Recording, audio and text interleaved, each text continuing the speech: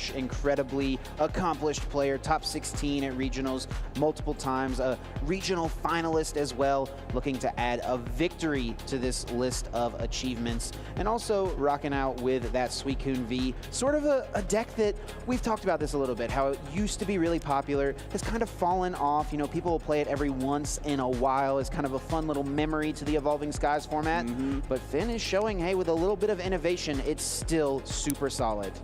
Super solid deck, piloted by a super solid player. It's a dangerous combination, so Nicholas has to watch out as we move into this top 4 match. Nothing too crazy in the prizes. The Melanie being prized for Daniel could be a bit of an issue. Does have a couple of copies of the card, has 4 copies of the card, excuse me, so just needing to find those cards at the right time can be key, and when one of those important 4-ofs is prized, your odds decrease of drawing into them every turn. And with this Suicune deck, we kind of saw it a little bit earlier, if you hit an awkward turn, you really give up that tempo, it gives your opponent so much time to get set up in response and prepare for that Suicune attack. Top 4 is underway. We are kicking things off. Daniel is gonna start it off, and Daniel has started a Suicune, uses that fleet-footed right away, and can bench a couple of Pokemon. Sobble, Lotad, the classics here. These are the building blocks of the massive combos that we're going to be seeing later on in the game, opening up also with the level ball. Pretty solid option. Can get any Pokemon out of the deck with 90 HP or less. This card is so good in these decks that utilize this Intellion engine. It can find you the Sobbles in the early game. It can find you Drizzles on turn 2 and onwards. And it can also get these little Lotads in play to help you set up for some crazy enthusiastic dance plays with Ludicolo later on. That's what we're hoping to see. And we can see sort of the way this list plays towards the future, right? It's just this staggered chain of thinning the deck, constantly drawing through the deck, and eventually your natural top decks, perhaps with the help of fleet-footed even, can give you those pieces, and you don't need to go digging for them. And having this two-pronged attack of being able to pivot into a strong setup, seemingly from nothing, is the signature of the Suicune Ludicolo list. So Sobble's grabbed here, and I definitely expect Daniel to try to get as many of these guys in play as quickly as possible. Shady Dealings is the lifeblood of this deck. It is how you draw through your deck. It's how you find specific trainer cards, and that's what this deck is about, is piecing together a bunch of different combos in order to pull off what you want to achieve every single turn. And with 2 Sobble on the bench now, that is going to be a very strong setup to get things kicked off. Might see a manual attachment here, but nope, just the pass. Had another level ball in hand, but chose to hold off on playing it, and I really like that decision because now that is an out to a Drizzile on the next turn. Super heads up. We've seen the Suicune, you know, you discard that water energy to set up for the Melanie, so very well played by Daniel, not just going for that. And now Nicholas, ball is in their court. Has a few options. I see a level ball over in their hand as well, but looks like another card is being considered to start things off. This list is always really interesting.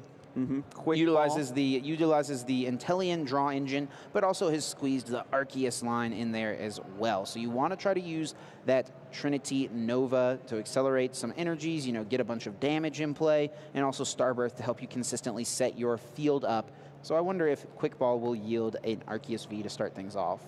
The strategy for Nicholas is going to be a little bit disrupted, right? We know that this deck is kind of built to be a jack of all trades with a sort of a tilt to answer Mew and some of the counters thereof, but against this sort of wild card deck that's reappearing in the metagame, you're like, okay, is Finnegan going to be benching multiple Suicune Vs for me to knock out to get my proper prize mapping, or am I going to have to just go chase down a ton of Drizziles here? Yeah, and we've seen Daniel try to hold off on putting too many Suicunes in play most of the time. I've actually heard Daniel say that Suicune is one of the cards that he does not want to start because it's easy 2 prizes potentially, and you can just set it up out of nowhere thanks to Melanie and Raihan.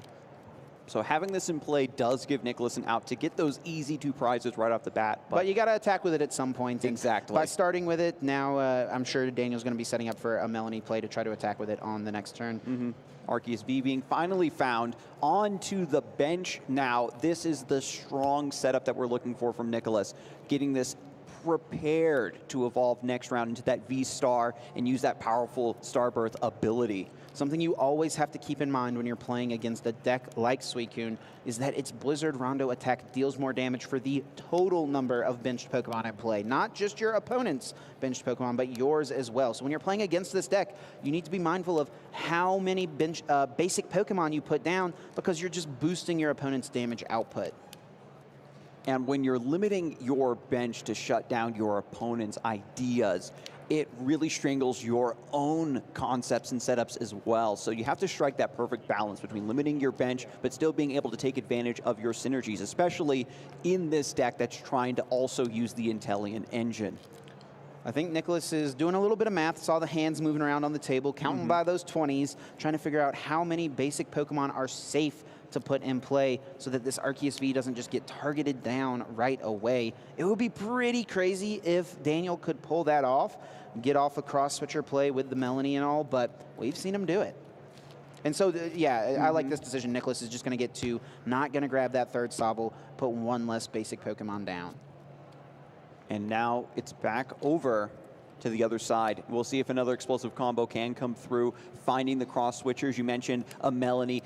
I love the synergy. Again, the cross switcher just being a trainer card, not a supporter, allowing you to get that powerful effect and still use the Melanie for your combo. Fleet-footed to start things off, and now just evaluating the situation once again before we start off the combo train. And here's the first combo. Drizzyle's Shady Dealings can search the deck for any single card, put it directly into the hand. And we know there's at least a water energy in hand, so if you have a Melanie, you can quick ball away said water energy and then get that extra acceleration. Just a way to cheat a little extra energy in play, and quick ball is the grab right away from Daniel. Perfect, and then we can draw 3 cards from a potential Melanie. We're still trying to look for cross switcher to maybe put the full combo down here and get such a massive advantage here. Yeah, right at the start of game 1 here. With the cross switcher, you do have to find a scoop up net as well, because cross switcher forces you to switch as well as your opponent. But I guess not if you're grabbing a Suicune, because that is the Pokemon you can switch into. So we could see Daniel just Melanie to that benched Pokemon and go for the cross switcher. Is this what Daniel's going for? Just going for that chasing down the Arceus right away?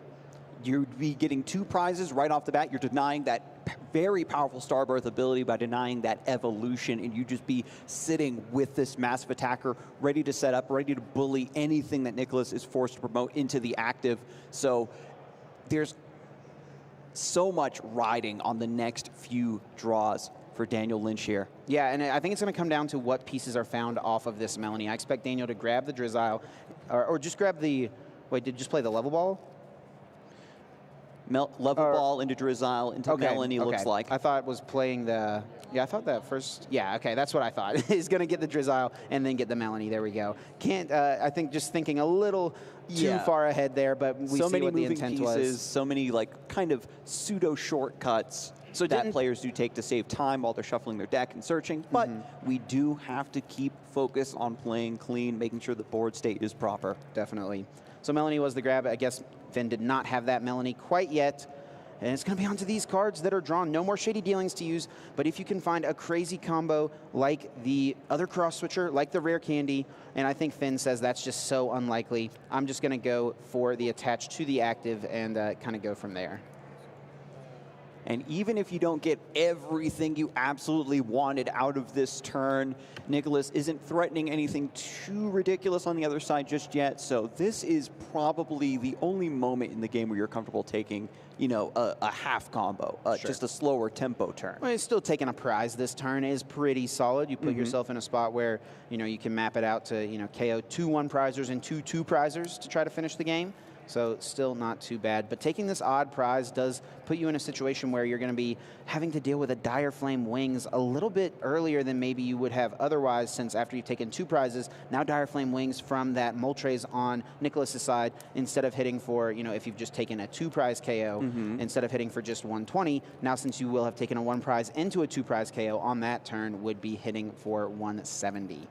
So a lot of implication with every attack here. We can see where Nicholas is under pressure, not wanting to develop the bench. Daniel is under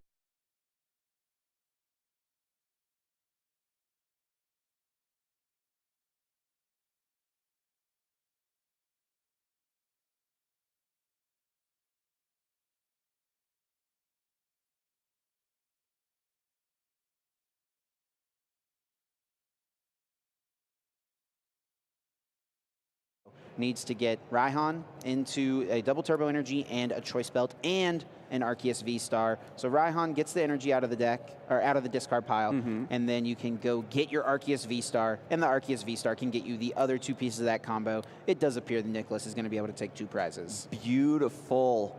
With Daniel missing out on the opportunity to gust up that Arceus V and try to deny this line, the combo is now swinging back in with Nicholas being able to put this all together thanks to Raihan, a card that you have praised over and over again, Chip. Yes, super good card. Love getting to play these like come from behind cards, you know, things that you can only use on specific turns because usually their effects are very powerful. And now Starbirth gets to search 2 more cards out of the deck. So effectively, Nicholas has just gotten to hand pick 3 cards out of the deck this turn. That is sure to be able to be able to make any combo happen. That is something that is almost forbidden for card game players to be able to do. Just searching for 3 cards needed. This is, you know, big protagonist combos, the cards that you need just at the moment when you need them. And there is the KO as you predicted. Everything came together thanks to that powerful Starbirth V-Star power. And now Daniel has to try to jump back into things with this backup Suicune V on the bench. Nicholas also got down the second Arceus V, so that way there was a solid target to accelerate to, so super solid draw there. And we'll be getting 2 prizes this turn, so even though Daniel took the first KO, Nicholas is going to take the advantage right back. Just taking a few notes there. You love to see that from these players. Again, every little percentage, everything is tracked by these players. Yeah, they're always checking for what's prized and trying to keep track of, okay, what are those 6 prize cards? What am I going to take off of these prizes? And it can allow you to make some pretty interesting plays if you know certain things are prized. So here it is, Suicune V promoted to the active and fleet-footed drawing 1 more card. That was the draw for turn, I believe. Okay. Hasn't even used that fleet-footed quite yet. Going to evaluate the situation first. Yeah, it wants like to maybe energy. Yeah, and using this capture energy before using fleet-footed gets a basic Pokemon out of the deck. And beautiful. This is an important sequencing decision from Daniel because in the early game you would normally want to fleet-footed first because you need more basic Pokemon early on in the game. But now at this point with the bench pretty much already full, it makes so much more sense to capture energy down a basic Pokemon, and now fleet-footed has a higher % chance to draw you into another combo piece, something like a Melanie or a Water Energy, now that there's 1 less card in the deck that you could potentially draw. The Pokemon TCG and percentage optimization, 2 principles that just go hand in hand, and now finally a draw from the fleet-footed. Yeah, and now, what are we looking for now, Chip? We need the Melanie, we need a Drizzile to maybe grab 1, scoop up net to reset some things. Yeah, we definitely need a Rare Candy and a Ludicolo in order to try to reach for a KO here, and Shady Dealings Inteleon is a pretty solid way to make that happen, getting you 2 trainer cards out of the deck. This makes it so likely and so easy to set up these Ludicolo plays. Drawing the trainers now. We have 1 cross switcher. We saw it in the hand. Gets the choice belt and the Melanie. Okay, these are damage modifiers. This is energy acceleration. Very important in order to reach for these specific numbers. I do think that a Ludicolo will be necessary at some point in this equation, but it is very likely Daniel could find a KO this turn. Especially with the 3 cards being drawn off the Melanie, something naturally could just come off the top deck. Is the Ludicolo in hand? Do we have the Rare Candy? Are we still looking for 2 of those pieces? I think that the Ludicolo is in hand, but I'm not sure if I've seen a Rare Candy yet, but 3 cards to draw here, and you also still have access to 1 more Shady Dealings potentially. Would love to see that Rare Candy. After missing the opportunity to get that very important cross-switcher combo to take out that first Arceus V, this is the moment of truth. The Rare Candy Ludicolo does indeed come in with the choice belt, with the Blizzard Rondo's boosted damage, with that full bench, yeah, this and is the dealing, enthusiastic dance. Yeah, dealing 280 exactly right now. So the choice belt grab, I think Finn already had all the other pieces. So just getting the choice belt out of the deck, because that's something you may need next turn to try to reach for a KO, because I believe right now, quick maths, dealing exactly 280 damage. And then just going even deeper, Shady Dealings, Drizzile, going to get another card. And you can see the players, they have the setup for this turn to get the knockout, but now they're already preparing for later turns. And Cape of Toughness is a huge grab from Daniel. That's going to give 50 more hit points to this Suicune V, keeping it out of range of the Trinity Nova of a potential incoming Arceus V-Star. That is a massive card to hit. We've seen over and over again how these Arceus V-Star decks really struggle to hit those key HP totals to get the knockouts. And against a deck like this, the Suicune one that can jump out with these massive bursts of damage, you can't reliably set up these 2-turn KOs. Scoop Up Net does pick up the Inteleon. This is great because you've reset a potential Drizzile for next turn and a potential Inteleon for the next turn. And Daniel does get 2 prizes from this. Arceus V-Star goes down, 2 prizes now in the hand. Back over to Nicholas. How can you respond to this? We've got to get another Arceus V-Star at the very least, but that KO means that you're down a choice belt. Yeah, I almost wonder if Nicholas wants to even attack with the Arceus here. Maybe you could try to work in an attack with the Galarian Moltres this turn, potentially. But the Arceus may be the only choice.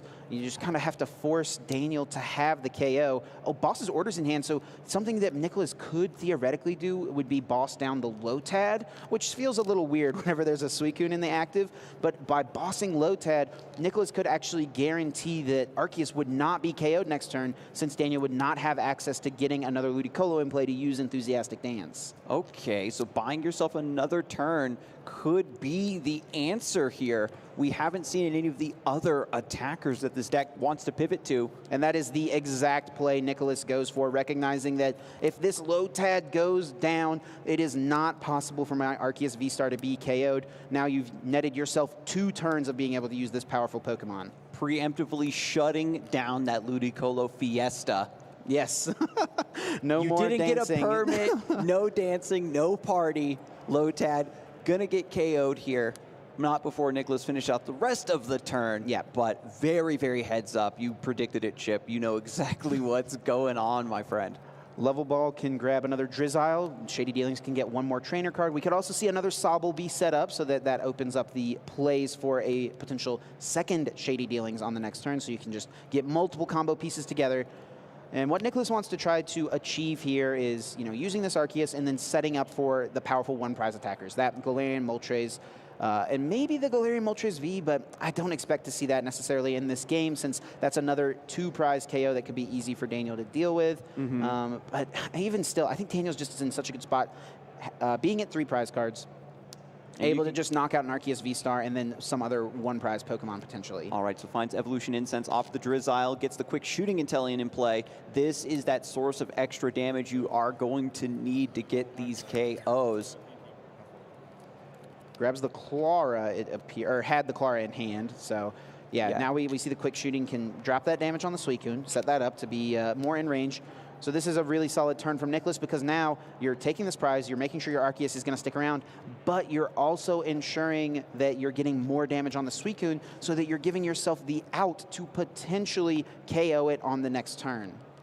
Beautiful to see the way that these players are continuously adapting their strategies as the board state continues to evolve turn after turn. And now with Nicholas getting just another search through the deck thanks to that Trinity Nova, just going to put 2 energies down, trying to set up perhaps for that Galarian Moltres. Yeah, that could be the play that is being set up here. With a retreat on the Arceus V-Star, we'll send those 2 Darkness Energies to the discard pile. And we did see that Clara in the hand. It's all coming together. We've been praising the Suicune Ludicolo for being able to do such interesting combos, but this Arceus deck also has some tricks up its sleeve. So what to send up is always important here, and it does appear that Drizzile will be the choice. So Daniel knows that there cannot be a knockout on this Arceus this turn. So potentially what Daniel will try to do is chase down one of these Pokemon on the bench. You've got 2 knockouts that you need to take to win this game, right? 3 prizes remaining. So if you take a 1-prize KO and a 2-prize KO eventually on an Arceus V-Star, that is how you can close it out. So what I would love to see from Daniel is cross-switcher plays, take out that Intellion on the bench, so that way that Nicholas cannot get extra damage in play to potentially knock out your Suicune, make it as difficult as possible for Nicholas to ever deal with this Suicune, and then benching 2 Lotads this turn, whether that's with Scoop Up Net, picking up Lotad. Cross Switcher, the first piece of the puzzle. Yep. Going down. Piece number 1, exactly what we thought, grabbing that Intellion, wants to take care of that, and now needs to get another Lotad on the bench and also Scoop Up Net this Ludicolo so that Nicholas can't do the same thing next turn and just chase down a Lotad potentially. We have the Sobble in play that was reestablished in the last turn. Yep. So that can be evolved if we can get a Drizzile for it. And we know that Intellion Shady Dealings is in the hand. Beautiful. And we've seen Daniel Lynch before, when backed into a tight spot, can rare candy that Sobble for the Shady Dealings and telling on if it does come down to it. But with so many cards in hand, especially with the Capacious Bucket thinning the deck even further, there's got to be something here to tie this turn all together. The Cross Switcher, again, was just step 1. Yes, part 1 to this puzzle. Needs to get that other Lotad. And yeah, waiting on the shuffle. Smart decision once again with the thinning before the Fleet-Footed. I expect that is what we will see pretty soon, grabbing 2 Water Energies out of the deck with Capacious Bucket, and 1 more card drawn here, just trying to get more pieces of whatever combo Daniel is trying to set up. And it looks like, again, every single time a card is drawn, the players immediately start to calculate that into their turn. There's the Scoop Up Net. Huge. Definitely a piece that Daniel needed this turn. Does play 3 copies of Lotad. 1 has been sent to the discard pile, so needs to find that second one. Ideally, there's a chance that Daniel can't get it, and if that's the case, you just kind of have to hope that Nicholas can't chase the Lotad once again. I mean, with the Starbirth already offline, it'll be very difficult to have that important card, but the pieces are now set up again for the next turn. Bring in an energy to the front of the discard pile. Could we see a Melanie to get the rare 3rd energy on Suicune? If the Daniel needs to just draw extra cards, that would make sense. Shady Dealings Intellion could make it happen. Searching through the deck, looking for these combo pieces, trying to take this really important KO to reset up this prize mapping. Once this Quick Shooting Intellion goes down, we just need to take down 1 more 2 prize Pokemon to take down game 1 at top 4. Again, the winner of this best of 3 will be going on to the grand finals. Yes, and there's a lot on the line for these players. Top 4, an amazing accomplishment already, but these players want the glory. They want to get into the finals. They want to have their shot at becoming a Pokemon TCG regional champion. As we've returned to in-person play, this is such a momentous occasion of its own, and I think that like a victory here would carry even more weight.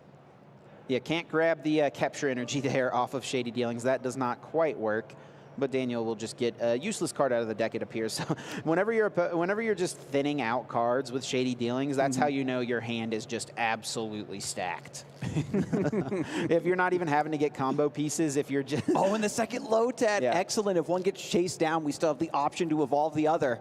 Yes, huge draw, exactly what we thought he would need this turn. Gets the second Lotad ready to go. And I don't even know if Nicholas Moffit can reach for a KO on this Suicune. Only plays 1 choice belt in their list. Has already used that this game, so that's not going to be an option to do extra damage. And then with the Quick Shooting being taken off of the table, that extra source of damage is also down. The Suicune, fortunately, does have 2 damage counters on it, but still not going to be enough thanks to the Cape of Toughness. Yeah, Cape of Toughness boosting this Suicune all the way up to 260 hit points, and it is hard to hit for 240. Heavens to Betsy, 260. When you go into this matchup, you have very specific numbers in mind, and the Cape of Toughness forcing you to work that much harder, forcing you to take that KO over an additional turn can be so detrimental against an explosive deck like this. Nicholas trying to determine what is the correct Pokemon to send up here. Arceus V-Star is the choice draw for turn. Finds a Research. So that can see you plenty of cards, but we know that Clara is in hand, and that is an incredibly important piece in order to set up for Moltres plays. But you're almost at a point with your opponent having just 2 prize cards remaining. are you even going to have time to ever utilize a supporter as a recovery card? I think at this point you might just you need to go all in, right? You go for Clara, try to set up some Galarian Moltres. Yeah, I mean, Clara could also grab back the Inteleon to boost the damage a little bit, but even still, that's not enough damage in play in order to knock out this Suicune. You cap at 200, you don't have Choice Belt, so you put 20 more on there, and that puts them up to 220, so you're just 20 damage short of this KO. Yeah, furiously searching through both discard piles, needs to evaluate all the resources at play here. There's the retreat. You know, Daniel has used all 4 copies of Cross Switcher, right? So, well, Nicholas is going to play the Escape Rope. I was thinking if Nicholas maybe just is making a call that, hey, Daniel doesn't have Boss's Orders in the list, just using those, relying on those Cross Switchers, could maybe go in and try to just get a little hit in with a Inteleon for a turn, something like that, but would have to have a double Turbo Energy to even do that, just to soften this Pokemon up and hope that Daniel doesn't have a way to get a switch. A little bit of hesitation, but decides on the Lotad. Since we have the second one in reserve, we want to keep the Sobble ready to go to be the recipient of a, a Drizzile evolution. Keep your deck agile and flexible. Seems like a good choice to me. Calculating the Blizzard Rondo. Yeah, and at this point, this is, Nicholas is just trying to play around Daniel's ability to set up a KO. Not going to put any Pokemon in play. Could use the Clara this turn, actually, to just drop some damage on the Suicune. I actually don't necessarily mind that because you're going to put it in range of being KO'd on the next turn. Okay. And that's exactly what Nicholas will do. Oh, it gets the Shady Dealings Inteleon, actually, so wants to search for a couple more cards. Okay. So there's another combo on Nicholas's mind. Again, both of these decks running the Inteleon engine, a lot of flexibility, tons of utility. There's so many different options available to you at any given time. And here in game 1, things are coming down to the wire. The players are trying to prepare for what their opponent could possibly do, but when you're trying to calculate the massive branch of opportunities your deck is capable of, and also your opponent, it's a lot of mental strain here in the top 4. Definitely. I mean, it's a tough game, and these guys are figuring out how to navigate these various situations. Shady Dealings can grab any 2 trainers from the deck. Daniel all Daniel's going to need next turn in order to reach for a KO on this Arceus is a basic Pokemon, a rare candy into a Ludicolo. And that is 280 exactly, I believe, right? With 6 benched Pokemon. That's one. Oh no, would need the Choice Belt. Okay, so and we do think that Daniel has the Choice Belt in hand, right? We saw that grabbed with the Shady Dealings earlier. So what Daniel would actually have to do is set up a second Suicune on the bench, right? So he needs to set up the second Suicune, get a Choice Belt on it, and then also find rare candy into Ludicolo. So every time we go down this long laundry list of needed cards, it seems like such a tall order, but Daniel always pulls it off. Nicholas could actually scoop up net and just get this benched Pokemon out of play, and that means that Daniel would actually have to find the Echoing Horn in order to even bring a basic Pokemon back. And that would be keeping Daniel out of range of getting the KO unless Echoing Horn was played as well. Scoop up net. Is their Sobble going to be benched again, or is this what Nicholas is trying to set up? As few benched Pokemon, no benched Pokemon in play, in fact.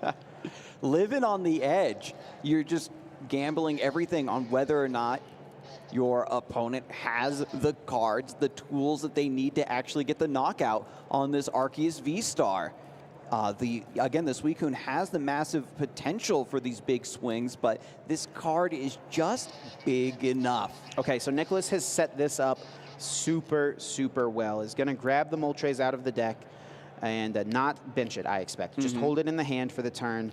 Maybe at this point making a call that, okay, Daniel doesn't have a Marnie in hand, so my hand isn't in danger of getting disrupted. I'm just going to have this Moltres ready to go. Yeah, and has the 2 Darkness Energies from the Clara for the Malevolent Charge. And now if Daniel misses the KO, that is what you have to go in and attack with. Beautiful. So again, just the cat and mouse, the play and counterplay, trying to shrink the potential damage of the Blizzard Rondo. Nicholas is debating this bench.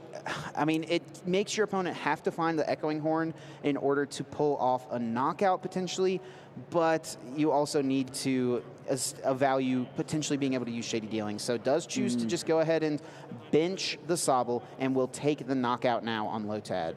Yeah, I think we're just evaluating, probably sensed the line where you need to have second Suicune with the choice belt in order to properly hit these numbers. Even if I do have one on the bench, we know that benching the Sobble means that that scooped up Drizzile can then be employed in the next round. Oh, no. So Daniel does still need the Echoing Horn. Okay, so you're just short. Does need to have 7. 7 is the magic number. 7 total benched basic Pokemon. Leads to, or no, has the choice belt, right? So all these little math things. I know, it's so many different paths particular here for Daniel. Let's see what he has to set up. I think that regardless, a different Suicune has to be set up. You have to Melanie to a Suicune, have to get a choice belt on it, and boost the damage that way. And you also have to find Ludicolo. Daniel very possibly could win this turn. Let's see if the pieces can come together.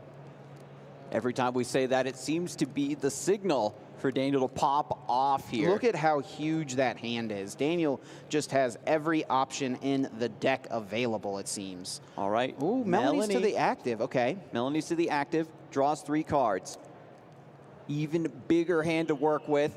We've got the Lotad ready to go, needs to find. Doing some calculations here, and you can see how we're trying to suss out the math. The players have to do this in real time. They aren't trying to use up too much time so that things don't go to time at the end of the round in game 3. Yeah, I think that Daniel had to attack. I think Echoing Horn is found.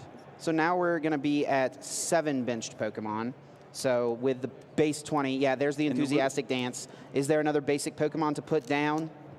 That'll be enough, I think. Evolution Incense gets a Drizzile. Oh, still has the cross switchers available. Was not down those cross switchers. Shady Dealings Inteleon, okay. Grabs the 2 cross switchers. Cross switchers can bring up the Arceus V on the bench, and the energy on the Inteleon can allow Daniel to retreat, and that is the KO. There were so many possible ways Daniel could have gone for the KO that turn. That was the one that made the most sense. You know, I must have been getting confused with the game we watched earlier or something like that. Yeah, I really thought that all those much cross switchers were down, but Daniel had 2 more available, and there you go. That was the key to victory. Beautiful. The Shady Dealings Inteleon, because you can search for 2 trainers, you can find both halves of that cross-switcher combo and just employ it at your leisure. Very well played from both players. I love that Nicholas was able to consistently force Daniel to have it, and even though the deck did, it's still important to still force those percentages in your favor. If, you know, this Suicune Ludicolo does happen to come up dry on 1 or 2 rounds, you can see the implications of every single attempt and every dig into the deck. If you come up empty, then Nicholas can suddenly get an insurmountable advantage with a key KO on a Lotad or a Suicune. So we're getting a notice that Nicholas has received a warning in Game 1 for a pace of play. No penalties just yet, but a warning has been issued by our stream judges. So that's something Nicholas is going to have to keep in mind moving into Game 3, or Game 2, excuse me, down a game here, trying to force a game number 3.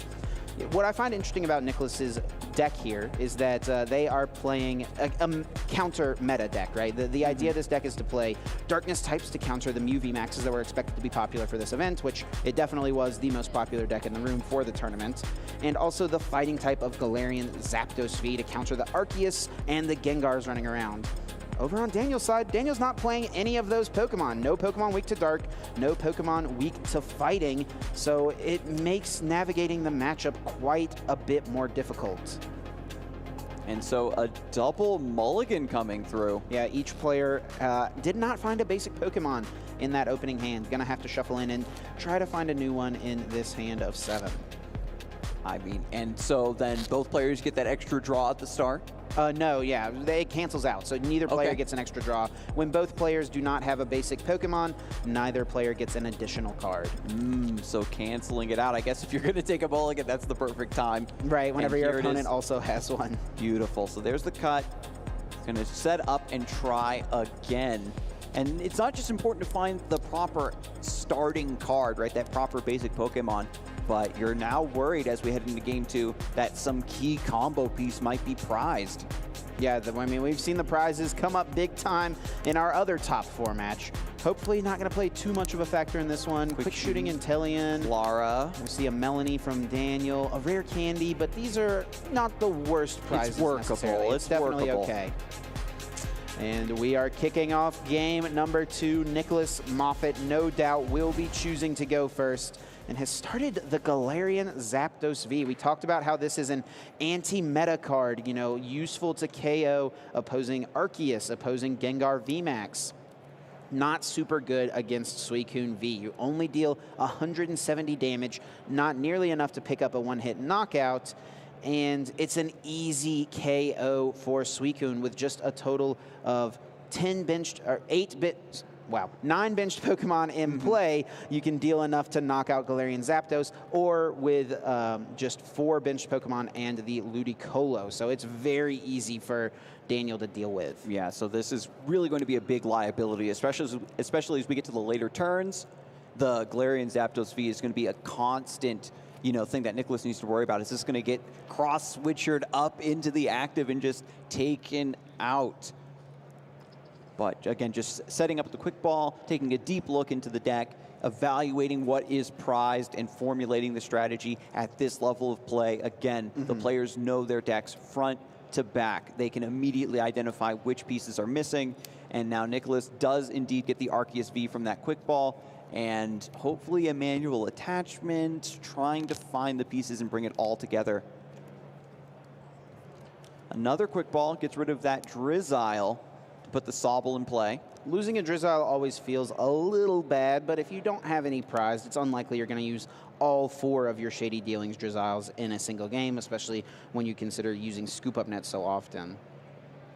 Again, just taking another look through the deck, making sure everything is where it needs to be before we shuffle and move on to the next round. But the next turn, yes, Galarian Zapdos still just hanging out in the active, however. A sitting duck, unfortunately. A sitting bird up there. Can't even take flight down to the bench. It's just stuck up there.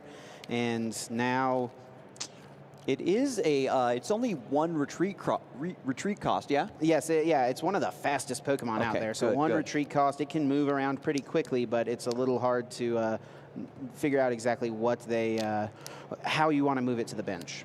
All right, so things are over to Daniel. Gets the Capacious Bucket. We've got 2 water energy being searched out of the deck and being added to the hand, just thinning even further. And then we'll see Fleet-Footed, I imagine. Yeah, Fleet-Footed can draw an extra card. Using the Capacious Bucket first, getting the couple water energies out. Not really wanting to draw water energies, wants to increase the chance to find basic Pokemon, most likely. Maybe find a supporter card, even a Quick Ball. You know, if there's a Melanie sitting in that hand, we could see an attack here on the first turn of the game. Could be magnificent. Melanie is in the hand. We just need the rest of it to come together. And I think that's just been the name of the game for the Suicune deck, is everything seems to come together. You're almost playing your entire deck all at once. And when you have all of these pieces available to you at any given time, you can't get stuck, right, on evaluating incorrect lines. You have to very quickly sort of identify what is the best strategy going forward. Daniel was debating playing the second Capacious Bucket, but chose to hold off. I think thinning 2 more water energy out of the deck feels like, you know, it makes sense if you want to just worry about specifically drawing cards before Fleet-Footed, but it means that you have 1 less Capacious Bucket if you potentially get Marnied at some point later in this game. So I think a wise decision to hold off, keep that bucket around, because if your opponent does play a Marnie at some point, that's a card you now will have access to find off of Shady Dealings in order to get your energy drop. Some players, you know, might just run away with the game if they just keep thinning, and not evaluating what their opponent could maybe punish you for doing so. Yeah, and playing around the potential Marnie is definitely wise there. Absolutely. I mean, you want to thin, but you don't want to over-thin necessarily. Everything if something in is moderation, still good. Right. So passing the deck back over to get shuffled and continue the rest of the turn. Melanie can get that energy attachment to the active, but no turn 1 knockout likely from Daniel here. We could technically see it with like some cross-switcher plays on the Sobble, but I don't know that it's worth expending that resource super early, and it's also super unlikely to find both of them and a Scoop Up Net or something like that to move the Sobble. There's the second energy attached. Blizzard Rondo is online, but not a lot of bench Pokemon just yet. Second Suicune now hitting the bench. Has a Quick Ball in hand, so we could see another Sobble hit the field. I think that was a Quick Ball. Yeah. Is going to play the other bucket here, and we'll probably see an energy discarded off of the Quick Ball, if I had to guess. Just wants to get more Sobbles in play. Is not... I wonder if you can risk just having 1 Lotad down, or if you just want to, at this point, get a Sobble. This is a really big decision, right? Because now Nicholas, with the Arceus V already set up in play, could evolve into that V-Star. If you get the Lotad down, you're trying to go for the enthusiastic dance, but what if you need more tools out of your deck with the Shady Dealings? And again, presented with another fork in the road. Are we looking for more utility, more cards searched from the list, or are we looking to set up something that's a bit more aggressive?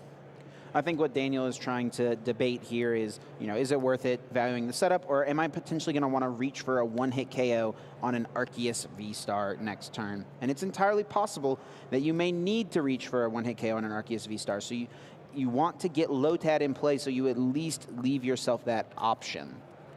Now, an interesting thing I did notice as well is that Daniel actually already has 2 Cross-Switcher in hand. So what could happen is if Nicholas chose to chase down the Lotad with an Arceus, leave yourself the option to... Oh, and the Marnie. Yeah, so no more chasing of that Lotad from Boss's Orders or anything like that. But if that was a play that Nicholas had gone for by chasing Lotad, Daniel had the Cross-Switchers to at least still take a couple prize knockout that turn on the Galarian Zapdos. Fortunately, even though the Marnie came through, Yep. Daniel was able to make use of that second Capacious Bucket by fueling that quick ball. So now there's a water energy in the discard pile for the Melanie. Nicholas uses that Star Birth. Now we'll be able to set up whatever 2 cards from deck that Nicholas wants, whatever combo they need. We certainly want to see an energy drop so that you can use that powerful Trinity Nova and probably an Arceus to put those energies on. Still very unsure about the way the rest of this game is going to play out because it is so important for Nicholas, again, to take this game too. Has already been warned about pace of play. Right. So is now worrying about, am I taking too long to think? I don't want the judges to come down on me. We want to keep the pace up. So Sobble now, and again, it's the extra layers of the Blizzard Rondo calculation that might be playing into these longer turns on Nicholas's side. Yeah, you never would have thought that counting by 20 would be that hard, but it can be a little hard to keep track of all of these top 4, things. Salt Lake City Regionals, your back is to the wall. If you drop this game, you are out. So much pressure, you'd be surprised. Energy Search can get the energy out of the deck now, so we will see a Trinity Nova this turn. I wonder if Nicholas will want to put another Arceus in play, will maybe just be fine powering up the Zapdos, I guess. And the Choice Belt is a huge grab as well, because now the Suicune will go down. Beautiful. One-hit KO'd, dealing 210 damage exactly with Trinity Nova. And now we've got the accelerated energy from that going on to potentially this Galarian Zapdos V. Gives you a chance to have an additional attacker, something that just come back up into the active and deal a little bit of damage if you need to. Yeah, I feel like if you're attacking with Galarian Zapdos V, you're going to want to be doing it into one of those one-prizers, if you're targeting down your opponent's draw through one of those Drizziles or a Sobble or something like that, or if you want to take away the Lotads from the field. So that way, you're not just 2-hit KOing a Suicune with the Galarian Zapdos. That definitely would feel bad. So Nicholas getting the first 2 prizes, setting up a very strong position here as well with the Arceus V-Star now in the active with that Choice Belt. Boosted damage, so important for hitting those proper numbers. Capacious Bucket now is the response from Daniel. I don't think Daniel had a very good hand at all right there. It looked very clogged up, a lot of energy cards, it has an Evolution Instance. Okay, so Evolution Instance can go get a Drizzile at least to get something rolling. So yeah, we got to get the Drizzile down. We have to try to find more Pokemon to bench, right? We got to boost up this Blizzard Rondo, but we need more Sobbles so we can keep chaining this Shady Dealings. We'll probably see the fleet-footed here. Before Daniel commits to the Drizzile, you want to see what you draw first, because if you draw a Drizzile, now that Evolution Instance can become the Ludicolo. And there is the fleet-footed draw. It was the Echoing Horn. Not super good right now, but that is a card that could be really good in this specific game since that Zapdos has such low hit points. Yeah, if we're able to get the knockout on that Echoing Horn, bring it back, get a lower HP target to get the final 2 prizes, but that's for later on, Chip. We still have to take the first 4. Hey, you always got to be thinking ahead when you're playing a highly competitive game of the Pokemon TCG like this. Especially this deck. Again, Shady Dealings. The name of the game for both players is thinking ahead. Daniel's able to grab Melanie with that Shady Dealings, so that energy can be dropped to the active Suicune. We know that there's extra energies in hand from the Capacious Bucket, and now 3 additional cards will be drawn. Let's see what plays are possible after this draw. 1, 2, 3. I think there is an Evolution Incense. Not sure if there's a rare candy. Not quite enough benched Pokemon to be worrying about reaching for a one-hit knockout. Needs a total of 8 benched Pokemon, so yeah, not going to really be happening here with only 2 on Nicholas's side. Finds the Sobble at the very least. Yep, that's solid. And we need the attach to the active. You can save that for as long as you need to. Capture energy. Excellent. This allows you to search through the deck, get a basic Pokemon, put it on the bench. Yeah, can grab out another Sobble, maybe a Lotad if you're worried about the one you have getting bossed and KO'd. But I think at this point, Daniel wants to just value the setup a little bit more. This is definitely one of the weaker setups we've seen from Daniel as far as the stream games go that we've had him on for so far, but is still looking pretty solid. Not going to be able to get a one-hit KO this turn, but can get a solid hit off. And now with the deck just being shuffled, this gives you a few seconds, right, to evaluate what your next move is going to be. And the players are maximizing every opportunity they can to think and calculate. Again, both players under a lot of pressure. How much do I bench? How many pieces do I need to get this KO? Trying to hit these very exact numbers. A lot of decks that we've seen throughout this weekend have just been kind of overkilling their opponent with trying to get these KOs. So much damage is going through, but now you're climbing a mountain of a lot of HP where it forces you to have more combo pieces to get that to work. But yeah, the KO is not going to come through here. Choice Bell is found, which is nice. 170 damage being dealt to the Arceus. And what Daniel could be setting up here is an attack with the Aqua Bullet of Inteleon through using something like Raihan, get that extra energy, attach for turn, and then you can use Aqua Bullet and take a knockout with a one prizer in the active spot, a 160 hit point one prizer as well. So responding back, has the quick ball, finds the other Arceus. The thing about this deck is when your opponent doesn't employ a list that plays into the weaknesses of the legendary birds you have in your list, right? That Moltres, that Zapdos, and you're kind of just pivoting back to the Arceus V-Star, it does become a lot more awkward. Nicholas is very dialed into this line, however, and is willing to accept that. But it just makes things that much more difficult, even filling up the bench here with the Sobbles, looking for a knockout on this Suicune and maybe getting this big threat out of the way. And a Marnie to combo with this pretty solid turn so far from Nicholas.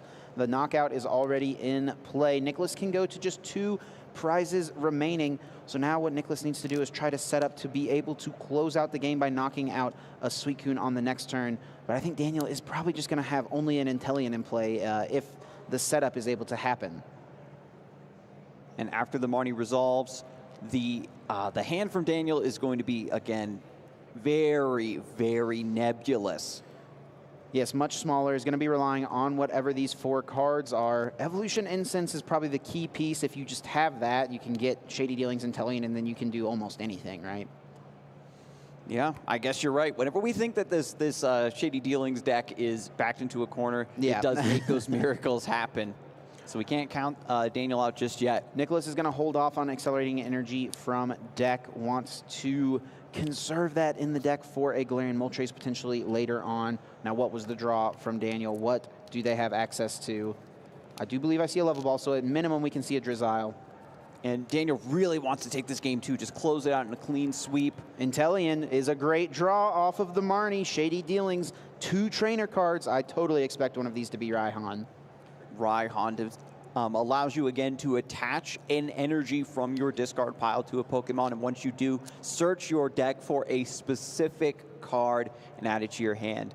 Finding that specific combo piece you need is exactly what this deck wants to do. And sure enough, Raihan slapped down. Super powerful card, but the drawback, you can only play it when your opponent took a KO on one of your Pokemon during their last turn. Obviously, Nicholas took down that Suicune V. So Raihan is live, able to be played, and will get that energy acceleration, only needing one more energy to pull off the Aqua Bullet. And this is a just masterful play from Daniel, setting up the one prizer, knew that they were not going to be able to reach for the one-hit knockout on the last turn, but still hit hard enough to where you're in range of Aqua Bullet picking up this KO. Time and time again, pivoting to the Shady Dealings Inteleon, and that Hydro Bullet has been phenomenal. You get that 20 extra damage that you can assign to a benched Pokemon and sort of tenderize your next target. We haven't even seen a big combo coming out yet from Daniel Lynch, and Nicholas, with 2 prizes left, does still have a little bit of time to maybe close this out before things go completely south. Level Ball grabs a Shady Dealings. Drizzile can get another piece out of the deck. Daniel's got almost everything set up. A Quick Ball is a good grab to find a Suicune on the next turn. We know that, I believe this game, that Finn had a Suicune in the prizes, so only has one more Suicune V left in the deck, so Quick Ball going to be an important way to get that out. There's a manual attached, so Hydro Bullet is online. And there we go, takes the KO, and Zapdos with that air balloon is sent up. Yep, Suicune's still chilling up there in the prizes. Daniel finally takes the first KO of the match, and also puts 20 damage onto the Arceus on the bench. That Arceus is then in turn going to evolve into Arceus V-Star, giving even more HP. But now Galarian Zapdos V is in the active. It does have an air balloon, so we'll see if this is going to be a pivot or if we're just going to take a big kick into this Inteleon's face. Does need one more energy card because there are no Pokemon V in play, so the Fighting Instinct ability is not helping you out at all in this instance. And Clara can find that extra energy. Now the Thunderous Kick. I don't think I've ever seen a Zapdos with 4 energies on it before, but when you start it, you gotta make use of the situation that you're given. Nicholas is setting up very nicely to close the game out. Thunderous Kick can take this KO, and then on the next turn with an energy on the Sobble, or the Drizzile on the bench, if that can become an Inteleon, you can go Boss's Orders and KO any of these low HP Pokemon on Daniel's side to close it out. So the window of opportunity is closing on Daniel indeed here in Game 2. Top 4 of the Masters. The winner of this game is going to ascend to the Grand Finals. A lot on the line here. If Nicholas is able to take us to a Game 3, I would certainly love to see these 2 decks go back at it for another game. Yes, no kidding. And we see Training Court grabbed, so one more energy can be pulled out of the discard pile potentially. I think just maybe putting, going to hold off on putting it on play and just take the KO with the Thunderous Kick. 1 prize card remaining for Nicholas Moffit. Daniel has 4. Can Daniel find a way back into this game? We can set up potentially a combo to finish off this Galarian Zapdos, but then you have so many targets on your bench. Yes.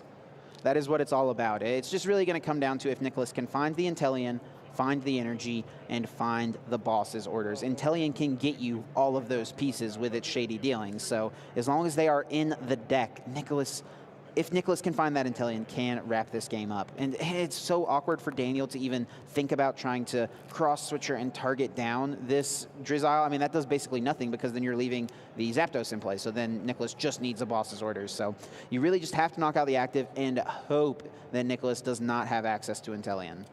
So we've got Quick Ball, finds a Suicune V, plays the Drizzile to get a Melanie, trying to set up now for the Suicune V to come into play and get a big knockout. We have the Lotad in the bench, on the bench here, that will, has that potential for the Enthusiastic Dance to come out at any time for that boosted extra 100 damage to get that big KO. 3 cards drawn from the Melanie. What kind of help does Daniel find? What combo pieces can be pulled off? Scupo Net is in the hand. That's a huge piece because you'll be able to pick up this Drizzile, which is now an Inteleon, after you get to use the Shady Dealings. Searching for 2 more trainer cards. I wonder if we're going to see, just attaching to this Inteleon once again to get that Hydro Bullet. Cape of Toughness is a grab. I mean, I don't know that it's super relevant to this point, but you might as well give your guy as much HP as possible. I don't think Nicholas can pull anything out that would even reach for 210 at this point, since the Choice Belt's already gone. There's no energies on that Arceus. But if there's nothing else better to grab, it's a good card to thin out and just put it into play so it doesn't get Marnied back into the deck. Nicholas needs to maintain composure here in game 2. You don't want to misplay. You don't want to let something slip through your fingers. Evaluating once again the opponent's discard pile, wants to have a full picture of the board state, of the game state, trying to drive this into a game 3 and hang in the tournament at Salt Lake City. A lot on the line here. It comes down to what Daniel's able to put together for this turn. Yeah, this is going to be a close one. Daniel can scoop up net and still get one more card drawn from the fleet-footed. Is the second energy already in hand, or does Daniel need to draw it here? He's going to use it. Didn't look like an energy to me. Just saw a quick corner, a little quick peek at the card. Does Daniel not have the energy? Oh, looking at the body language. Yeah, it doesn't have the energy. And the scoop. That is going to be it for game number 2. Nicholas Moffit wins the game, had the boss's orders in hand anyway. Not sure if that Intellion was there or not, but yeah, I think that it was unlikely Daniel was going to win that one. And in a surprising fashion, after how dominant Daniel was in game number 1, Nicholas finds a way to close out the second game, and we're going to game 3 here in top 4. So many tight spots for this Suicune deck that have been fought out of constantly, over and over, finding these combos, finding these sequences to get your back off of the wall. But here, finally, in game 2, wasn't able to make it happen and taking this to a game 3 for the top 4. And still plenty of time left on the clock thanks to the extended round timers, and with, again, the warning that was issued before to kind of speed up the pace of play. The players are going to be going full throttle here in game 3. Yeah, the clock certainly could become a factor. 19.5 minutes remaining, and these games can go quite a bit longer. We're not playing Mew VMAX and, you know, turboing through the deck. These are a little bit more meticulous. There's a lot more thinking that goes into every single action, especially when you're playing Intellion, and that's what both of these players are doing for this event. As we head into game 3, we're shuffling these decks. You have to think again, you know, there is the chance that one of these sides might come up empty, give their opponent a mulligan, and as we saw, these games coming down to 1 or 2 draws. Yeah, an extra card in the early game can be the difference between your opponent setting up and not setting up. And so here it is, 7 cards being played out. We'll see if the actives are found. I see a Suicune, but can we get a Sobble to start off instead? I think Daniel just had to start the Suicune there, and it does appear that Nicholas has a basic Pokemon, but just debating which one to start here potentially. Daniel will have the advantage of going first here in this next game, which is always solid. Going first. Or choosing to go first, I should say. I imagine Daniel will choose to go first, but you know, I guess you technically could choose to go second and just try to pull off a crazy play. Nothing too crazy in the prizes. A cross switcher for Finn is not the best, but it is on the bottom. 2 research in the prizes could be really awkward for Nicholas, but as long as you know, you can draw through the deck kind of efficiently early on, and you know, you've got your shady dealings to get all of those Pokemon out of there. So now we're off to the races. Masters Division top 4 at Salt Lake City Regional Championships. The winner of this game 3 will go to the grand finals. So everything is now on the line. 17 minutes on the clock. Daniel just going for the Capacious Bucket to get 2 water energy, but taking a deep look at the deck, evaluating what is prized. Capacious Bucket grabs the 2 waters out of the deck. We saw this play in the second game where you just want to thin those energies out so you give yourself higher odds to draw a basic Pokemon or something that's not an energy, I guess, off of the fleet-footed. The really slow start up from Daniel really came down to the lack of Sobbles, right? We just had like the 1 for a long time, and when you don't have that flexibility of constantly getting the rest of your evolution incenses, etc., it just puts you in this awkward spot. We know that the way you can search out those trainers and search out more trainers and get more evolutions, it just becomes a cascade of being able to thin your deck and reach that critical mass of all of my top decks are 90% what I need. Quick Ball can get rid of a water energy. This does a few things. Of course, putting the water in the discard pile now makes it so Melanie can be played, getting an energy accelerated and drawing 3 cards. And it also gets a Sobble out of the deck, throws it onto the bench, and now it is set up to become a Drizzile on the next turn, potentially. I don't think Daniel has a very good hand, though. Yeah, just a manual attach and a pass. So now Nicholas needs to get started here, has the Arceus V. And just benches it and passes? Benches and passes. Has nothing else. Wait, but Daniel has like nothing else either. This is going to be a pretty slow game, maybe, Chip. Fleet-footed gets one more card. No thinning before that draw either. So both players in top deck mode? Has the Drizzile. Drizzile's Shady Dealings can get anything, and now Finn is off to the races. He's going to take out a Sobble this turn, so that cuts Nicholas off of even being able to use Drizzile potentially on the next turn. Massive if all you had gained. If all you had last turn was Arceus V, what could those other cards possibly be? There's no energy cards, there's no supporter card, so it's likely things like Drizzile, right? So if there's no Drizzile being able to be played next turn, you're really just hoping for a solid top deck, and it's going to be harder for Nicholas to top deck something because we saw 2 Professors research in the prize cards. Melanie is now coming through, attaching to the active, drawing 3 cards. Already enough benched Pokemon in play for Sobble to easily be KO'd. Poor Sobble with only 60 hit points. And no energy on the Arceus V means that there's not going to be a strike back, no counterattack coming out of Nicholas. Nicholas could make it happen with a Raihan play, but it is... just a quick dispute, just explaining that that energy came from the Melanie. And Daniel did attach the first turn. Yes. I think that was what Nicholas was trying to figure out. Like, oh, did you already attach this turn? But no, that your first turn was so short, Nicholas. yeah, it was just an attach. And now looking for a top deck with 2 research prized, it's so much less likely that your top decks are live. An Arceus V-Star would be an option. Okay, and there it is. Star Birth, make it happen. You're in a tight spot, but you can find 2 cards if you're choosing from the deck and put them in the hand. This actually could work out decently for Nicholas. What Nicholas can do is V-Star power, use that Star Birth to go grab a Quick Ball and a Raihan. And then Quick Ball away the fighting energy, Raihan the energy into play onto the Arceus, and then Raihan can grab the double turbo energy. Now, if Nicholas also had a choice belt to combo with it, Nicholas could go from absolutely nothing to absolutely everything needed in just one single turn. Raihan's ability to be that comeback card, like you said, Chip, really showing its stuff here in Game 3 of the top 4. But look at this. I said I wanted these players to go full throttle. We knew the time was going to be going lower here for Game 3, but I didn't mean like this, where they just do one thing and pass. Now we want to see these combos starting to finally come online. Nicholas can grab any 2 cards here. Marnie is the front card of the deck, so that could be an okay choice, but if the Raihan play is available, I really like that to get some Energy Excel. But I guess Nicholas is maybe thinking, I need more than just 1 card off of Raihan. I need to see a lot. I need to get more Sobble. I need to get more Sobble.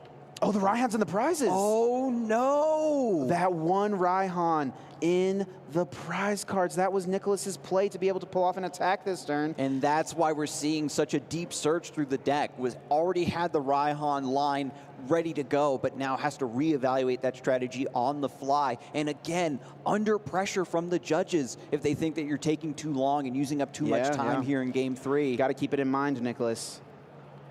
So can grab 1 card. I mean, it's reasonable that, I mean, it's the first deck search, so there's always a little bit more leeway given to the time whenever it's your first deck search. You want to check the prizes, but, you know, time is definitely a factor. Just 12.5 minutes or so remaining in this top 4 match. So it looks like the grab from Star Birth is going to be a Sobble and the double turbo energy. Oh, taking another deep look. Yeah, and we'll commit to it with the shuffle here. That is so unfortunate when you have such a strong line, like you said, Chip, the way it would just swing the tide of this game. But just being denied that. You have to get a couple KOs first before you're allowed to use Raihan. And because it's so situational of a card, of course, you're only going to have the 1 there. Right. Had the escape rope in hand, so yeah, I mean, it's really tough to see what kind of plays could have been made this turn.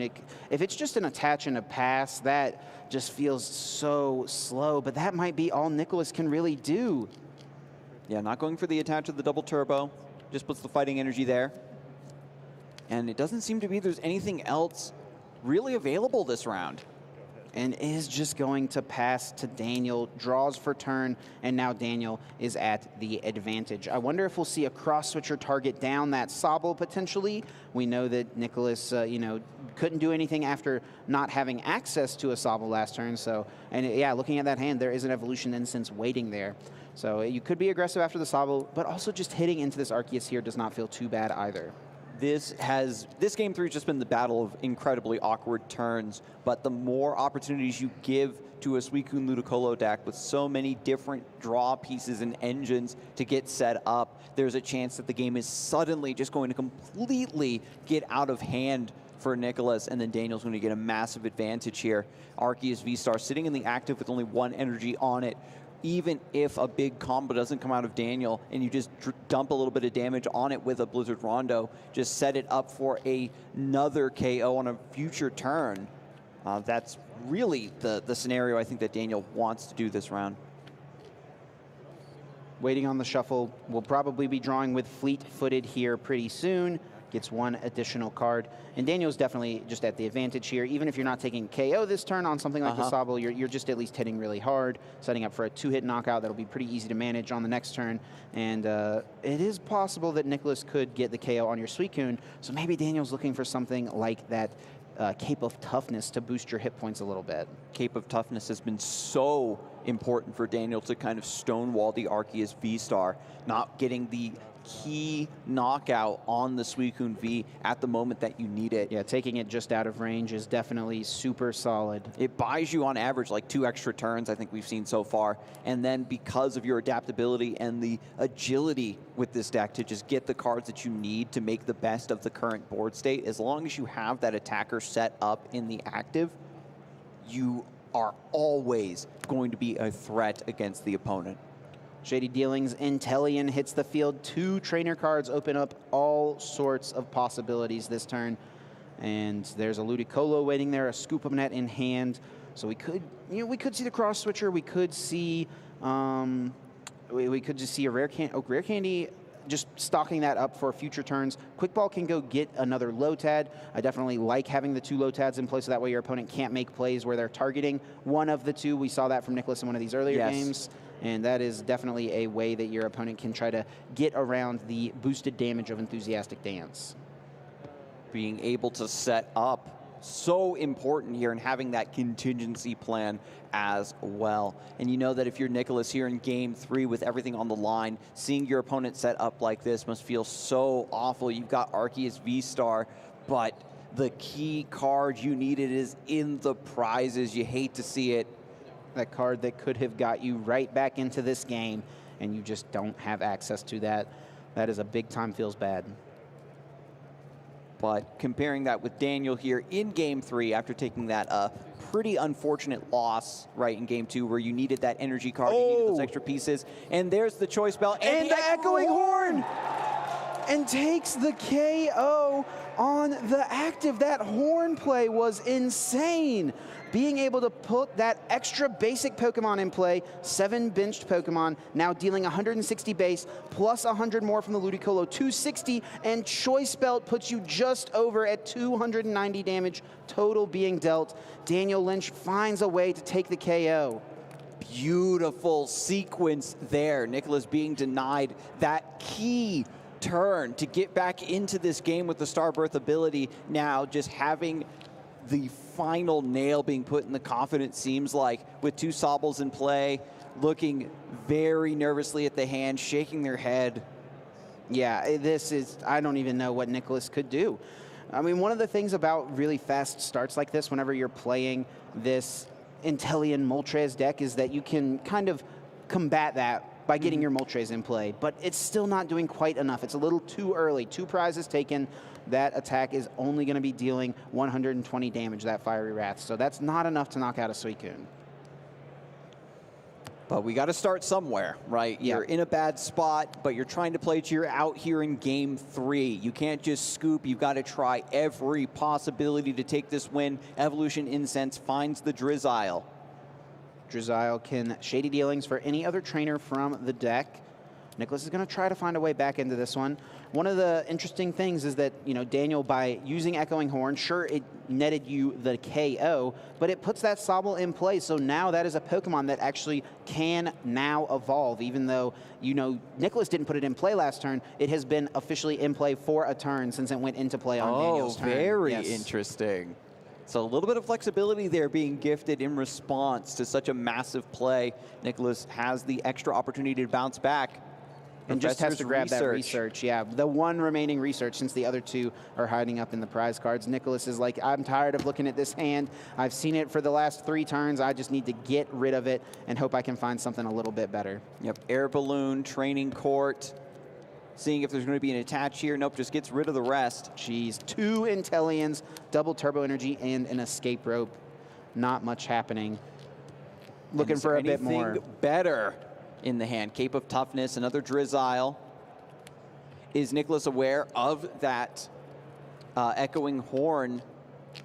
Well, the echoing horn allowing the evolution. Yes, yeah, should be definitely aware of that at this point, I would imagine. So, and if not, you can always ask the judges questions like that at the table. But yes, Drizzile, Shady Dealings can get out another trainer card. Is gonna energy search for a darkness energy, and we're getting down to the wire here. Yeah, Nicholas 5 really minutes. sensing the time. These players have it dialed in. They can sense when a proper amount of time has passed here in Game 3. Another energy search to get another darkness energy. And I actually think we could see the Moltres attack here, using that Malevolent Charge to get 2 energies onto it. Training Court can pop that fighting energy from the discard pile back, and Fiery Wrath can start to do some work on this Suicune.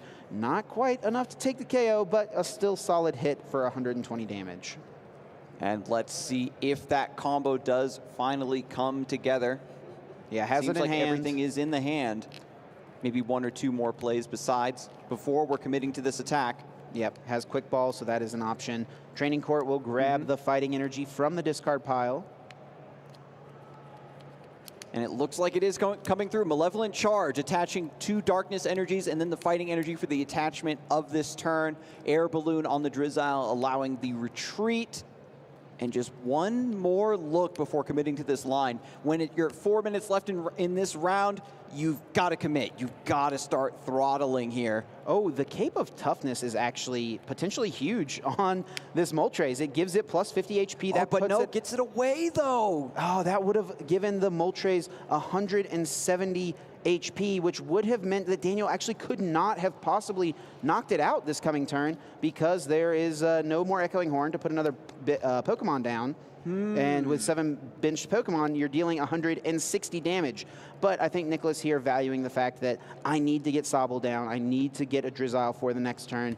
Doesn't really matter if this Moltres sticks around. It gives up just 1 prize card. So let me just get a hit in and try to draw through the deck a little bit more next turn. Yeah, once we're down to the wire, every single benched Pokemon changes your math ever so slightly around this Blizzard Rondo, and you can't take that sort of time any longer. You have to go based on almost pure instinct at this point. These are 2 players, 2 top-level players that certainly do have that dialed in. It's going to come down to keeping the play clean as we get closer and closer to that round time being called. Fleet-footed gets 1 card off of the top. I wonder if we'll see Daniel try to conserve this damaged Suicune and either retreat it or play a cross switch or something like that, just so it is not an easy KO potentially for Nicholas at some point. Yeah, Daniel, you can see just it's night and day, where Nicholas' play was very frenetic, a lot of cards being whipped back and forth, and Daniel being a lot slower, a lot more methodical, calculated, recognizing that they are in such a massive spot. And this is the play you mentioned earlier, Chip, being able to switch up to the next Suicune to get another fleet-footed draw. Yeah, second draw. More cards is good in the Pokemon TCG. Daniel wants to see as many as possible. Drizzile's Shady Dealings can get another card from the deck, and would love to see Daniel try to reset that Ludicolo potentially. Melanie is something that needs to be played because you need to get another energy on the active still. Training Court also would work. I don't believe that Daniel has attached yet for turn, but might as well play Melanie when it can draw you some extra cards, right? Yeah, big hand gets even bigger. We very rarely get to see hands get up to this many cards. Yeah, it makes me think back to some stall decks that have been good in the past. People playing that Unknown Hand way back when Lost Thunder came out. That deck was a nightmare to play against.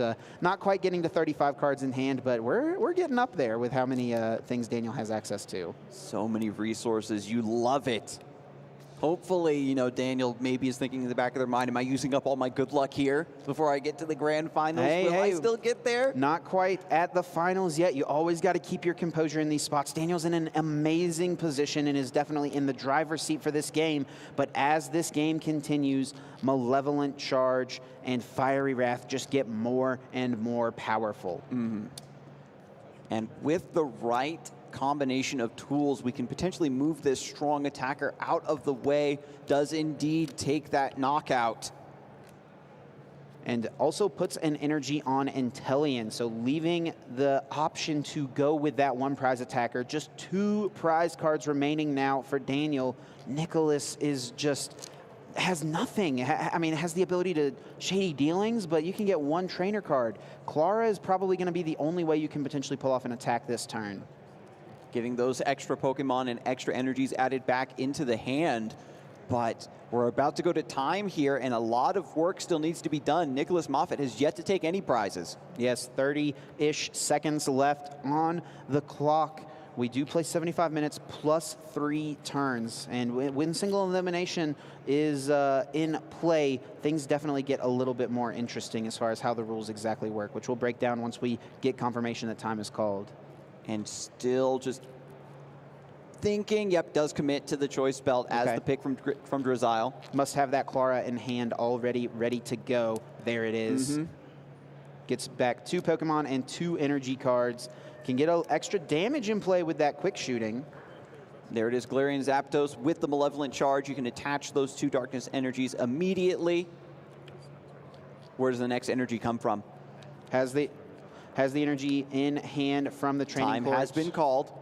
Or can get the energy from the training court. So time has officially been called. That makes Nicholas turn 0. So we play 75 minutes plus 3 turns. Nicholas will be turn 0, Daniel turn 1, Nicholas turn 2, and then Daniel turn 3. At the end of that 3rd turn from Daniel, if no one has satisfied a win condition of the Pokemon TCG, either benching your opponent out, taking all 6 prize cards, or decking your opponent out, you continue to play the game until someone satisfies a win condition, or in single elimination in this instance, you would play until someone is ahead on prizes. So since Daniel is so far ahead, if it gets to plus 3 turns, Daniel would just be given the victory. And it looks like there's not going to be enough. It's just spreading out with the quick shooting. Has the choice belt. Malevolent Charge has put those energies onto the Moltres. Fiery Wrath is hitting for a lot here. 220 plus the choice belt, 250 plus the ping from the Intellion means that 270 damage will be on this Suicune at the end of this turn. Nicholas is able to piece together a 2-prize KO. So taking 2 prizes, getting a little bit of a look into those prize cards, finally drawing the Raihan. Will this be the miracle to somehow make this work? A card that was so important for the opening of this game 3 maybe comes through at the final hour? Yeah, it's definitely something that is, it's Nicholas's one hope at this point, potentially being able to use that Raihan. I love Daniel's decision last turn to put the energy on the Intellion. Now that is set up as an option to use Aqua Bullet. It deals 120 damage to the active, more than enough to pick up this KO. And plus 3 turns regardless, I think Daniel can win this game with just the 2 more turns that they have allotted to them. And we saw the decision, right, between the Cape of Toughness and the Choice Belt, and having to put the extra attack power on the Galarian Moltres was the line in order to take out the Suicune. Yeah, needed that extra damage from the Choice Belt. Kind of crazy to pull that out of nowhere. The Clara plus the quick shooting, very well navigated by Nicholas. Doing everything they can at this game 3 here in top 4. Wants to get to the finals as badly as I'm sure any player that participated in this event does, and these guys find themselves as close as you can possibly get with not quite being there just yet. All of these matches have been so close and so exciting here at the Salt Lake City Regional Championships. What a way to bring us back, Chip. And Daniel still trying to ease their way through these final rounds. Shady Dealings grabs any trainer from the deck.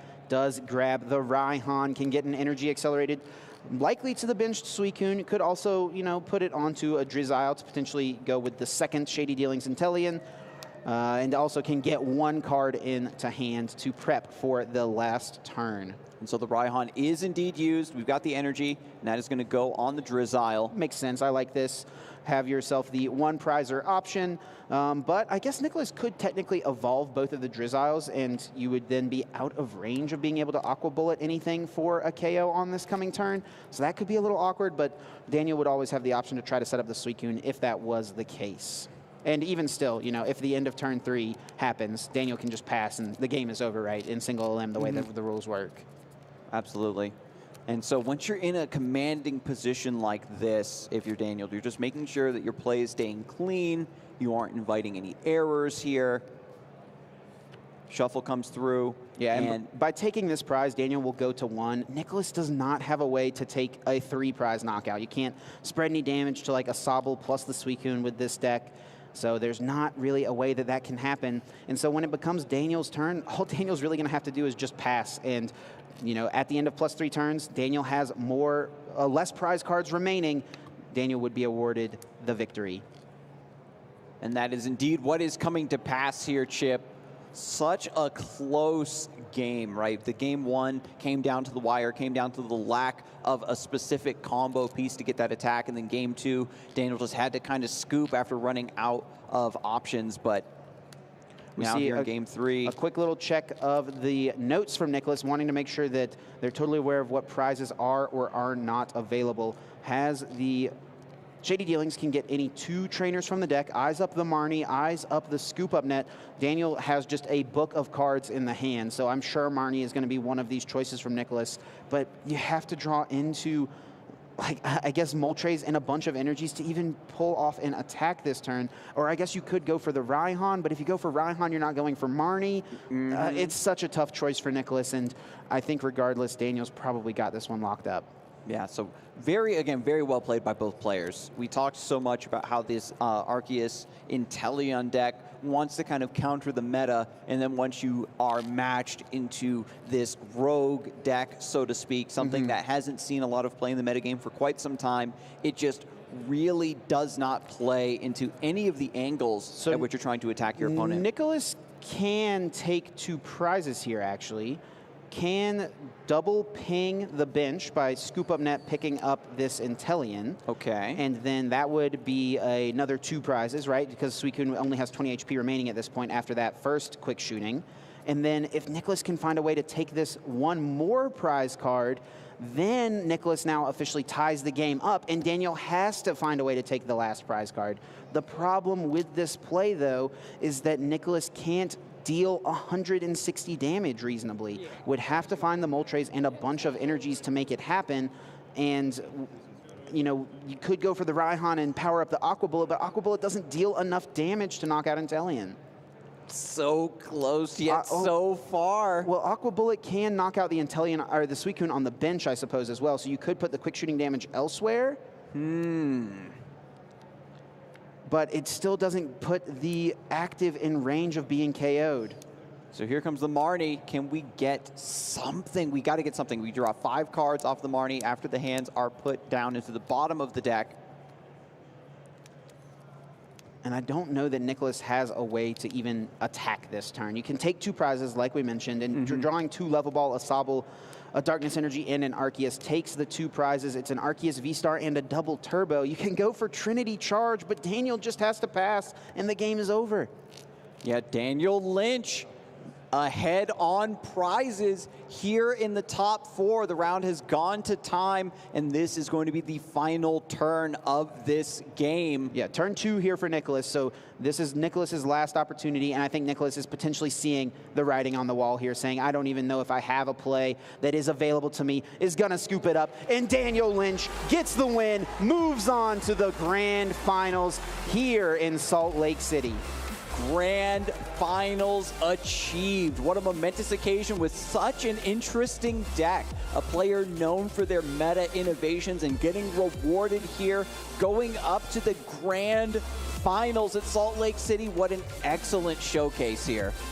What great play from Daniel. Congratulations, of course, to Nicholas. Incredible run throughout the event. Making top 4 at a regional championships is an accomplishment to hold your head high over. Extremely well played, you know, played a great deck, and yeah, congratulations to Nicholas. But I'm excited to see what's going to happen here in these finals. We're going to have Daniel Lynch going up against Andrew Kennett with the Arceus Gengar VMAX deck. Ooh, Arceus Gengar VMAX versus Suicune Ludicolo. 2 decks that are just